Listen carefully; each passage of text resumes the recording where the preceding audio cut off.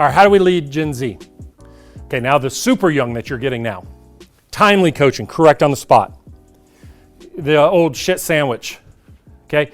Coaching has shown over time that coaching material should be 3 or 4 to 1 positive to negative.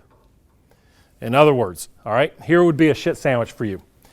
Hey, I thought you brought a lot of energy to the game today. I thought you did really well in the energy. I thought your focus dropped in the third quarter, and that's unacceptable here, but I know you can do it again moving forward.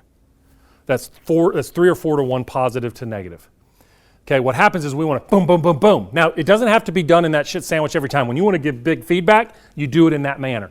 But if I want to come after you, I want to come after you because I don't like your energy, I want to come after you because I don't like something, then I got to, in my mind, think I got to give them a seed every now and then. I got to come back to them at some point. If you watch Hard Knocks, I've been fascinated by watching John Gruden. He is phenomenal at it. He will rip on somebody, and then he'll take 2 steps back and go, oh yeah, by the way, great job on those other stuffs. He gives it just enough time to settle in, and then he hits them back. So he's not making them feel better.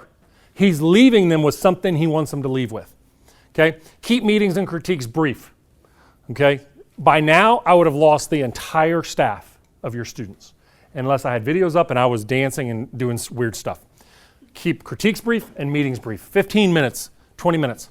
I know in football you got issues, in basketball you got issues, in soccer you got issues with regards to film, okay, and probably volleyball and some other sports, baseball maybe even.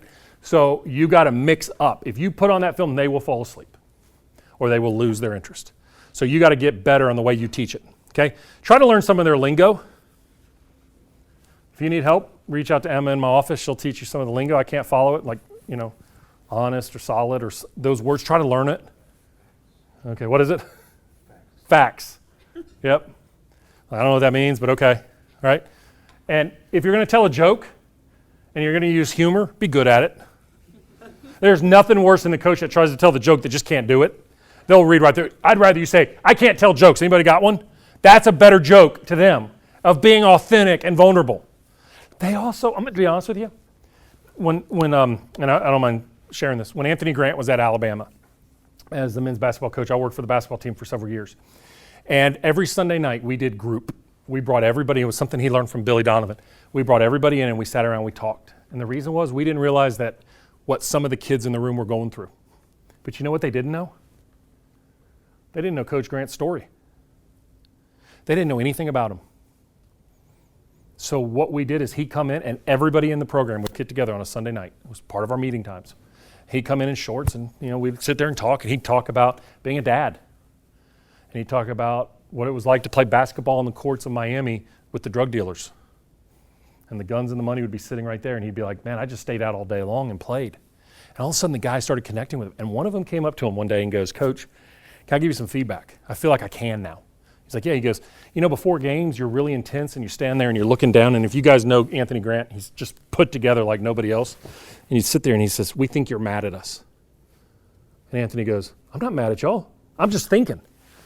So one of the recommendations I made to Anthony was lose the tie, lose the jacket. Because they see stress. They're looking for feedback. Like I always tell people, when I pitched in the World Series, there's 24,000 people, I could hear my dad's whistle. They know, every move you make, guys, they're conditioned to it. They're watching, okay? So try to learn some of their lingo. Use different teaching tools, videos, YouTube, ESPN 60, CBS, all those incredible stories. I got a video of a guy with no arms and no legs that climbs Mount Kilimanjaro. Put up that video of Alex Honnold climbing the side of a mountain with no ropes. Those kids get that stuff. YouTube, if you need help, send us a video, send us requests, we'll send it. Get one of your video team guys to find inspirational videos. They're incredible. And they will learn. I use a video in every one of my sessions with a client. Why? Because I can sit and talk as a 47-year-old dude, but if I show them a video, they get it. There's a great video of Dan Gable and a kid with multiple sclerosis who goes 100 matches in his life and finally wins one. Come on. Who's not crying over that? And the kids are like, I get it. David Goggins, the Navy SEAL that wrote Can't Hurt Me. Unbelievable videos out there. There's free content all over social media. Find it, okay? Provide autonomy. Give them the chance that they can figure out how to do it on their own. I want them to learn how to do it themselves. I want you as a coach to get them to one step right before mastery and let them figure out how to master it. I want them to believe that they're getting good at this. And then also that there's a deeper purpose. Okay? So what are some ways to help you? One of the things that you got to understand is that you have to build the bridge of trust. Bridges don't know the value and the strength that they can sustain until they're put under pressure.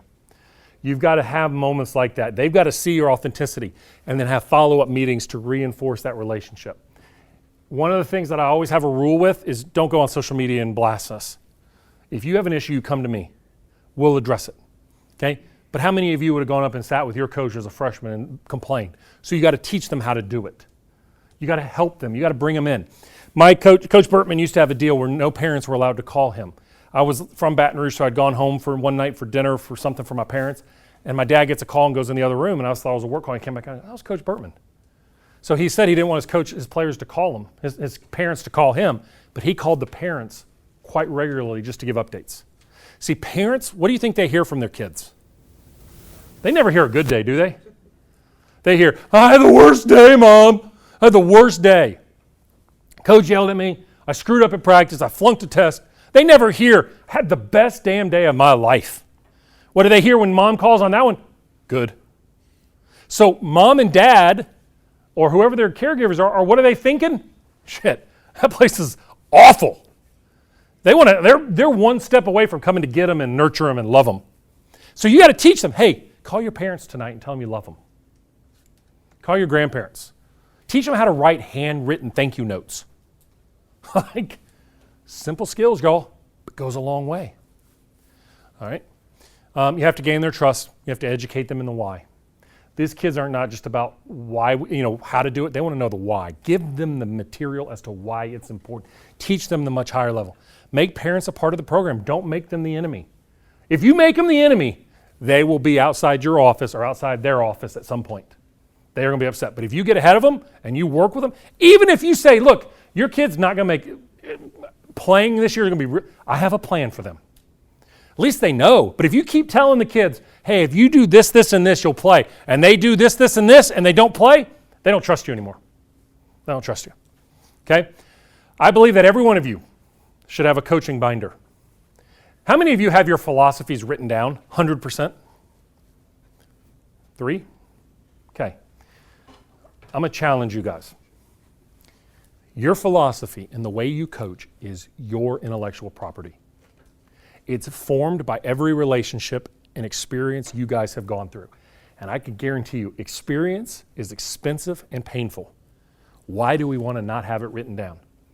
Get a notebook, get printer paper. I call it red wine therapy or coffee therapy, and go write down your philosophy. Just how do I coach players? How do I coach these positions? How do I recruit? How do I interact with my AD? How do I raise money? How do I interact with my players, my parents? How do I travel? What kind of schedules do I want? What is my philosophy on strength and conditioning? Write it all down, and then that's the 2019 and 21. And you put it in different sections. Leave it up to you. We're going to put one together eventually, but it's kind of hard when there's so many different sports. You put it together. And then when you have a speaker like me that comes in and you take notes, you put that in that binder in new material. You watch a video, you take notes. You read a book, you write it. Then at the beginning of 2020-21 season, what do? You start a new binder. Well, if your binder is consistent from year to year, I'll bet on you as a coach.